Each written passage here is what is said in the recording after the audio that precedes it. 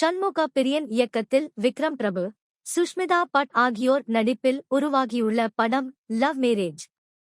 மீனாட்சி தினேஷ், அருள் தாஸ், ரமேஷ் திலக், முருகானந்தம், கஜராஜ், கோடாங்கி வடிவேலு, வெற்றியாளர் ராமச்சந்திரன், யாசர் ஆகியோர் முக்கிய கதாபாத்திரத்தில் நடித்துள்ளனர். ஷான் ரோல்டன் இசையமைத்துள்ளார். இப்படம் வரும் நாளை ஜூன் 27 திரையரங்கில் வெளியாக உள்ளது.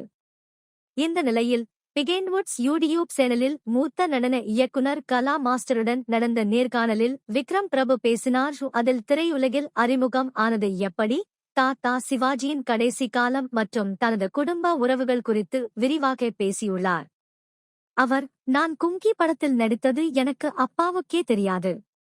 நான் உதவி இயக்குனராக பணியாற்றி வந்தபோது இயக்குனர் பிரபு சாலமன் அளித்த பேட்டியில் அவர் சொன்ன ஒன்லைன் கேட்டு இன்ஸ்பிரேஷன் ஆகி நானே நேரில் சென்று அவரை சந்தித்து பேசினேன்.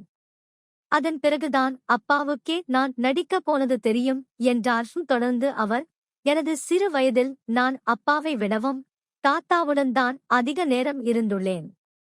தாத்தா என்னையும் அருகே வைத்துக்கொண்டு எப்போதும் ஹாலிவுட் ஆக்சன் படங்களை மட்டும்தான் பார்ப்பார். பள்ளி விட்டு வந்ததும் படம் பார்ப்பதுதான் தாத்தாவுக்கும் எனக்கும் பொழுதுபோக்கு.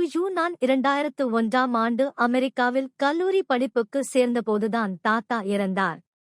அப்போது அமெரிக்காவில் இருந்து இந்தியா வர 36 மணி நேரம் ஆகும். நான் வருவதற்குள் இறுதிச் சடங்கு முடிந்துவிடும் என்பதால் என்னால் வர முடியவில்லை. அந்த ஒரு வாரம் வாழ்க்கை எனக்கு நிறைய கற்றுக் கொடுத்ததையு. எனினும் தாத்தா இறப்பதற்கு முன்பாக அப்பல்லோ மருத்துவமனையில் இருந்தபடி தொலைபேசி மூலம் என்னிடம் பேசினார். அப்போது அவர், என்னடா இன்னும் இந்தியனா இருக்கியா, பிளடி அமெரிக்கானா ஆயிட்டியா என்று கேட்டார்.